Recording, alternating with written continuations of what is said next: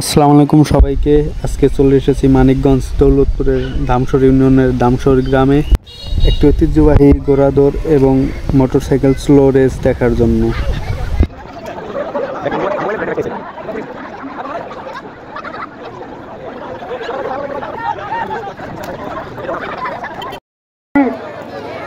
স্থানীয় মা বোনেরা, শিশু কিশোর ব্যাপকভাবে এই আয়োজনে উপভোগ করার জন্য অংশগ্রহণ করেছেন। আমাদের এই আয়োজনকে এখানে হাজার হাজার দর্শক সার্থক করে প্রতিযোগিতা দেখার জন্য চলে এসেছে। ইতিমধ্যে তাদেরকে আমরা আন্তরিক কৃতজ্ঞতা এবং ধন্যবাদ জ্ঞাপন করছি। ঘোড়াদৌড় দেখার জন্য দর্শক ওই প্রান্তে রাস্তার উপরেও বসে আছে হাজার হাজার দর্শক।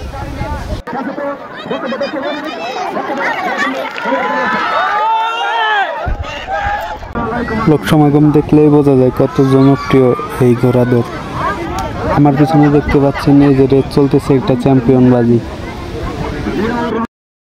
সংগ্রামী সহযোদ্ধা সাথী বন্ধুগণ, সকলকে আন্তরিক ধন্যবাদ এবং কৃতজ্ঞতা জানাচ্ছি। সরকার এবং দেশ পরিচালিত হবে এবং ইনশাআল্লাহ আমরা খুব শীঘ্রই আশাবাদ ব্যক্ত করছি, আমরা সমাজে শিক্ষা ব্যবস্থা, স্বাস্থ্য চিকিৎসা ব্যবস্থা, খেলাধুলার ব্যবস্থা। আপনারা দেখতে পাচ্ছেন বিভিন্ন সওয়ারি ঘোড়া নিয়ে দাঁড়িয়ে আছে। দূর দূরান্ত থেকে এসেছে তারা।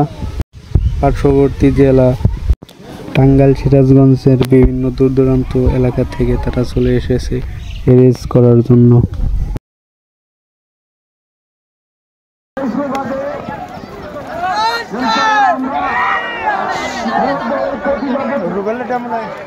যাতে আমাদের এলাকায় দিন দিন সমৃদ্ধি লাভ করে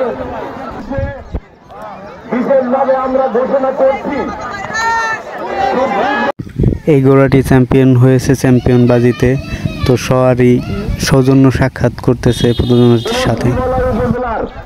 সকলকে আন্তরিক ধন্যবাদ এবং কৃতজ্ঞতা জানাচ্ছি এবং বিশেষ করে ধন্যবাদ জানাচ্ছি অত্র এলাকার সর্বস্তরের সম্মানিত এলাকাবাসীদেরকে। দবট চ্যাম্পিয়নকে পুরস্কার তুলে দিচ্ছেন, সেই সঙ্গে অন্যান্য পুরস্কারও তুলে দিচ্ছেন, ছাতা দিচ্ছেন একটি। চ্যাম্পিয়নকে চ্যাম্পিয়ন পুরস্কার, ফোন তুলে দিচ্ছেন প্রধান অতিথি। এবার শুরু হবে মোটরসাইকেল স্লো রেস।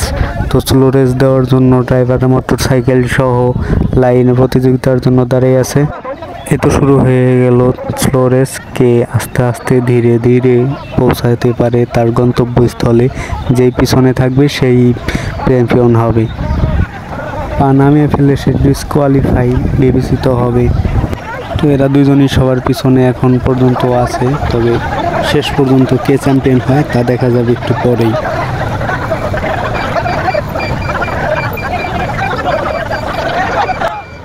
বাইকটির প্রথম হওয়ার সম্ভাবনা ছিল, কিন্তু সে পাপ নামিয়ে ফেলায় এই বাইকটি চ্যাম্পিয়ন হলো।